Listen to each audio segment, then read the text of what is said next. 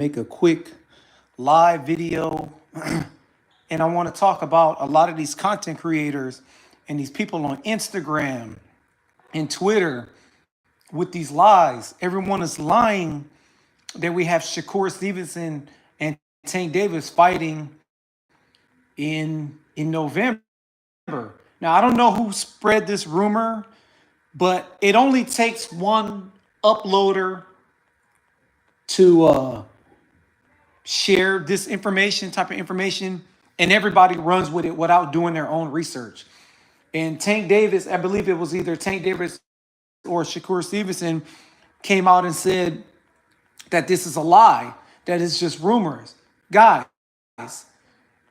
if we don't see the two fighters talking about it, if they're not in interviews talking about it, if they're not sitting down with someone, if they're not going live on their Instagram talking about it, if they're not live together talking about it, if their promoters aren't in about the fight happening, the fight's not happening.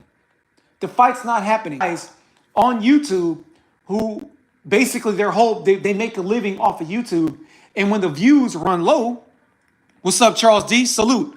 When the views run low, they go to lies, and they will share information like Tank Davis is gonna fight Shakur in November. You know, they'll make some bogus lie of, Anthony Joshua is set to fight, Tyson Fury in December. And it's like these YouTubers are straight up lying. Like ever since these guys got these partnerships and they go live and they're making a living off of YouTube, they come up with lies. And that's what they do. That's what they do in this boxing community. And you can't even trust YouTube channels anymore. That's why I only watch a certain few channels out there, because in my opinion, I mean, just for me, the channels that I watch, they speak the real. Boxing Librarian, Jay Cotto, UGC, shout out to UGC, channels like that, 10 Players, Red Glove. These guys make actual boxing content that tells no lies, right? I'm not going to make a video of Tank Davis is fighting Shakur Stevenson just because I saw an Instagram post. I'm going to need more, because I don't want to look like, for one, I don't want to look like a fool. And number two, I don't want to be that person that's lying to the public for views. I need to be authentic. I want to be as authentic as I can be, right? I need to be authentic as I can be. And we do want to see the fight. We all want to see the fight. Obviously, Lomachenko, for whatever reason, he's not fighting Tank Davis. So the next person in line for Tank Davis should be Shakur Stevenson. And I don't know why we're not getting that fight. I don't know why we're not getting that fight. But fans are so desperate, especially Tank fans, are so desperate for views because they don't have anything right now to talk about Tank Davis. They don't have anything right now. He doesn't have a fight lined up right now. So the only way that these guys could go and try to get views is to make lies. And I think it's sickening. I really think it's sickening. Too many times in the YouTube boxing community, people spread rumors and they spread lies. And then when it comes out after making so many videos with that it's not true, then they'll come out with a video, another 10 or 15 videos talking about, oh, the fight's not happening, the fight is off, or whatever. And it's like, dudes it's a lot of boxing content out there. So much that you don't have to lie. You really don't have to lie. Salute to the Walkers. Shakur wants to take the Zepeda route. That's a good fight. I think the Zepeda fight is a good fight too. I don't see nothing wrong with Shakur fighting Zepeda. It's a good fight, and then whoever wins that fight, I like to see them fight Tank Davis. I like to see. I'm one of those boxing fans. I like to see these guys all fight each other. Doesn't matter if Shakur don't get the Tank fight this year. Okay, so be it. There's next year. But in the meantime, at least fight some meaningful fights. Zepeda is a meaningful fight.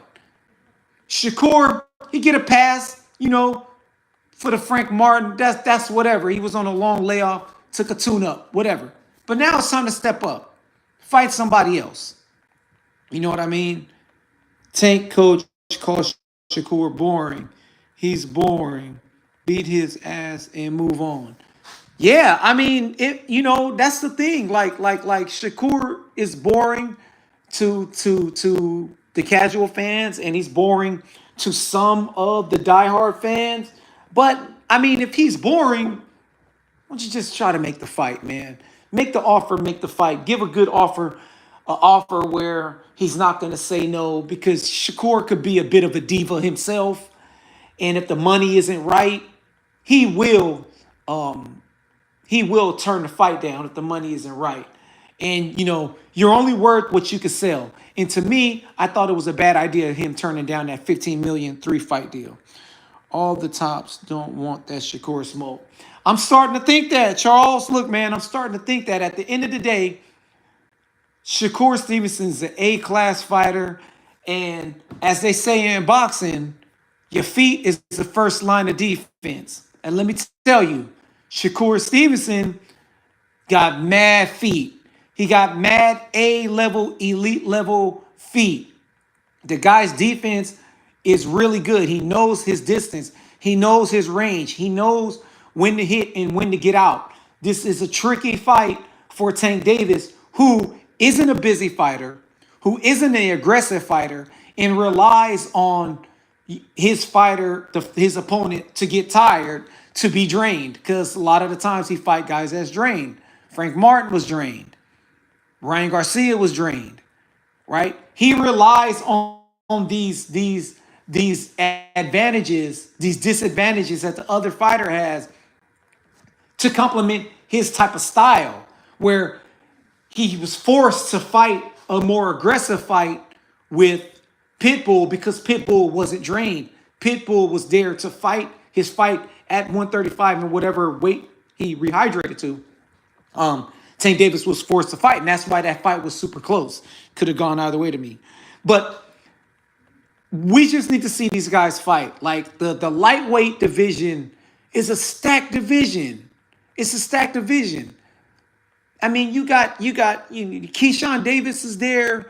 You got Zepeda is there. Was coming off a really good win. Shakur, Tank. There's a possibility that some of these 140s could go back down. So I mean, it's a stacked division. Like it has some really good fights. I think after Foster has his rematch with that dude who in my opinion Foster beat, after that fight he might move up to 135. So the division is stacked, and we just want to see all these guys fight each other. I see a lot of people call these guys four kings, these kings of boxing, these four kings of boxing, and I'm guessing that's Shakur, Tank Davis, Lomachenko, and Haney. Or you could even take Lomachenko out and put Tio in there. Okay, guys, these guys aren't no four kings. The four kings all fought each other. These guys aren't fighting each other. Tio and Haney is at 140. Stop calling them these four kings. I see a lot of people talk about Haney and Tank. Teofimo and Tank, Shakur and Haney.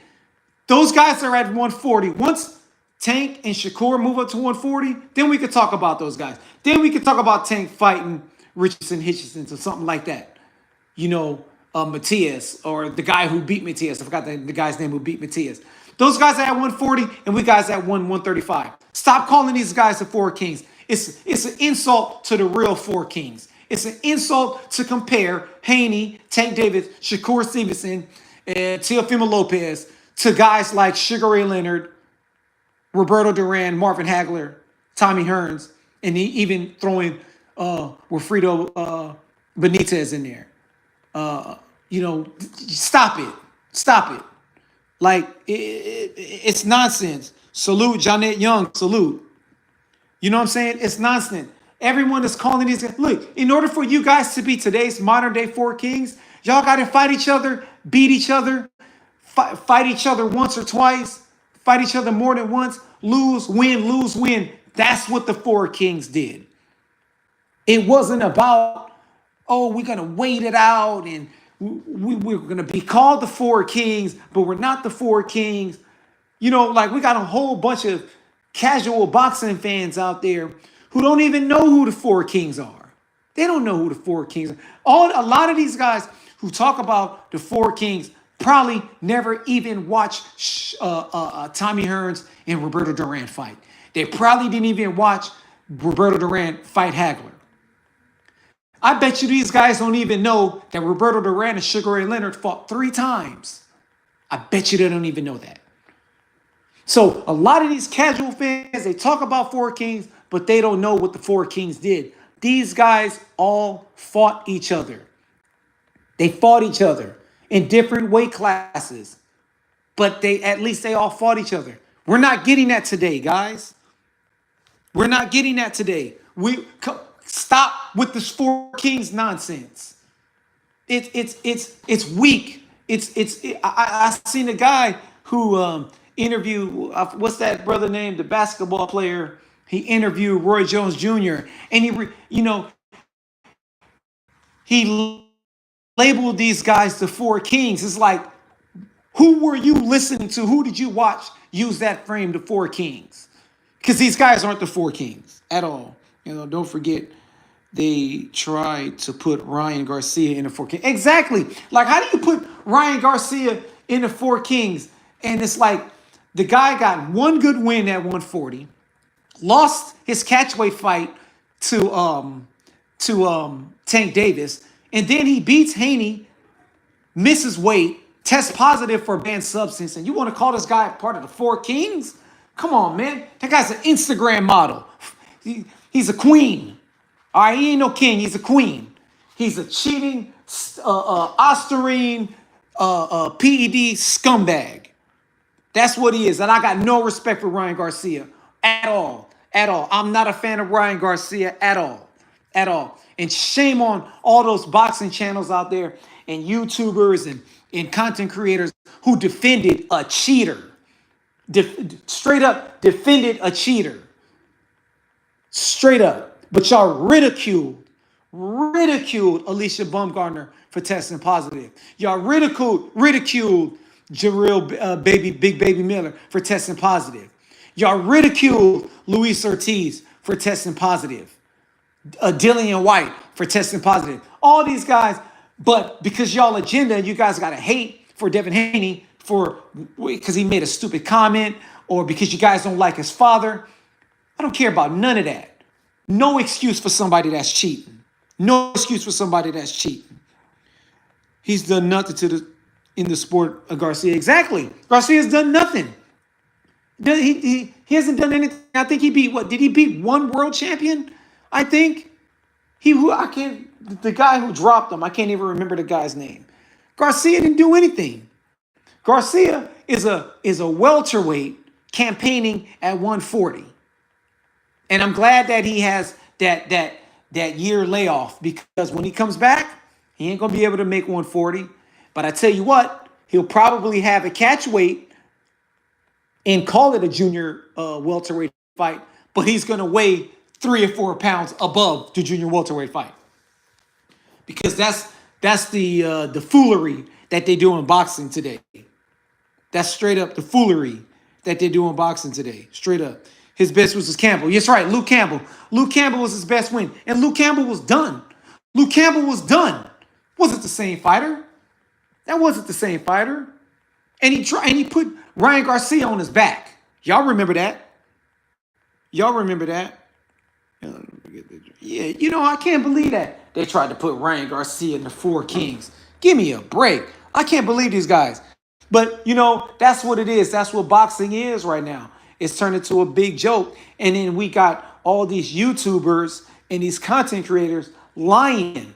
Y'all need to start coming out with the truth. That's why I can't watch certain channels. I see Instagram posts and I got to do my own research. I didn't see anything nowhere in Google saying that Shakur Stevenson and Tank Davis is fighting in November.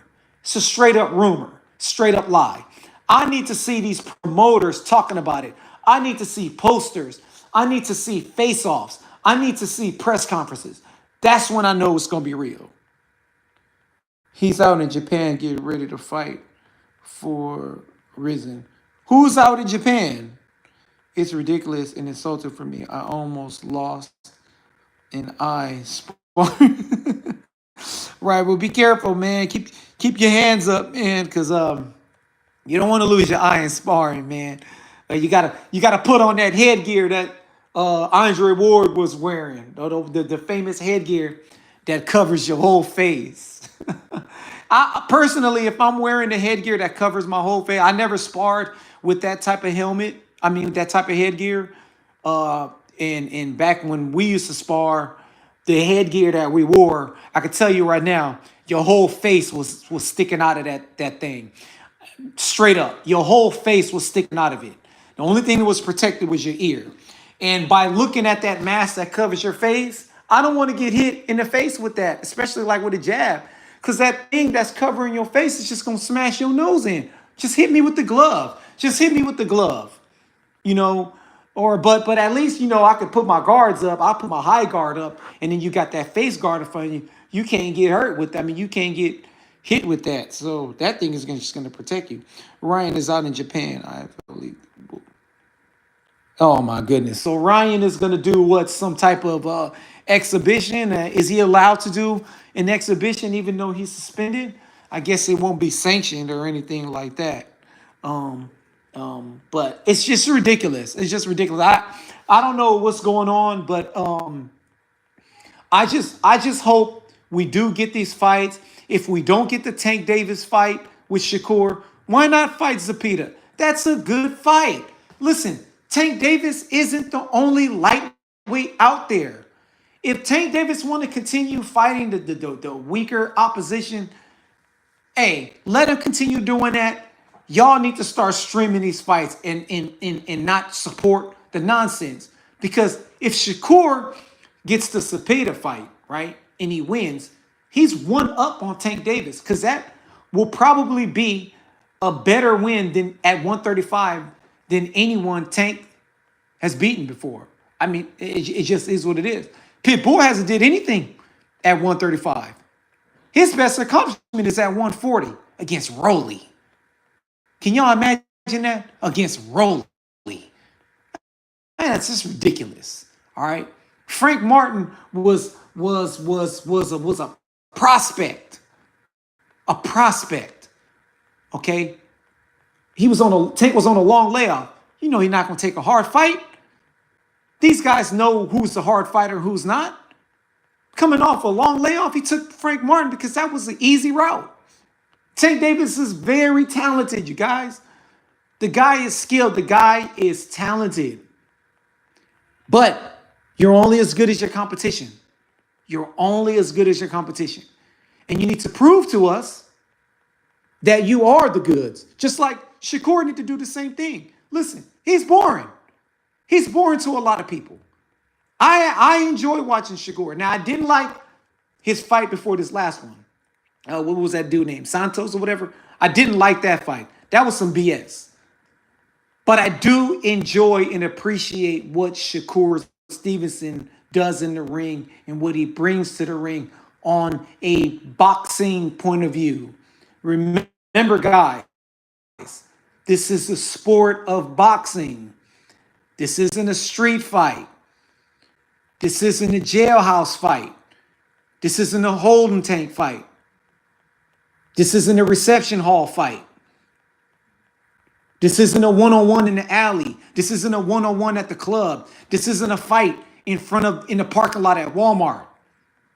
This is the sport of boxing. It's to hit and not get hit. Boxing is a sweet science. To swing and hit and not get hit. That's part of boxing. Giving angles, side-to-side movement, parrying jabs, leading with a right with a, lead rights, lead lefts, depending on your stance. Boxing is a sweet science. It isn't two guys going toe to toe. This isn't two dudes in the cell going toe to toe. This isn't two dudes in the parking lot fighting over a parking space going toe to toe. There's no wrestling involved. There's no sticks and bats involved. This is a sweet science, and it's sad to see science get clowned not only by casual fans, but I'm disappointed at the diehard fans who don't appreciate the sweet science. Straight up. What's up, 86 Boxing? Salute to my bro, 86 Boxing. You know I got to give my boy, my brother, 86 Boxing, a wrench all day, every day. You feel me? All day, every day. 86 Boxing in the building. Salute to Stoic Slugger in the building. You feel me? So it's like, all these guys, it's a sweet science. Listen, and I'm not mad at anybody who thinks Shakur is boring. Let me put that out there. If you think Shakur is boring, let me tell you something. It's justified. It's justified because we live in an era where there's UFC, there's MMA, there's bare knuckle, there's backyard boxing, these street beefs all online. That's just throwing the hands.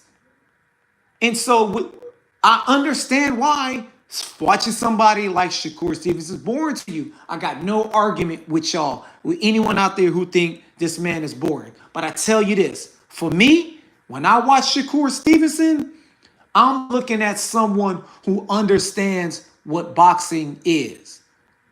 This guy has the basic fundamentals. He's doing things that you first learn in the sport of boxing. And this guy, in my opinion, has mastered it. This guy has mastered it. He mastered his range. He mastered where and when to be in the ring. He mastered foot placement.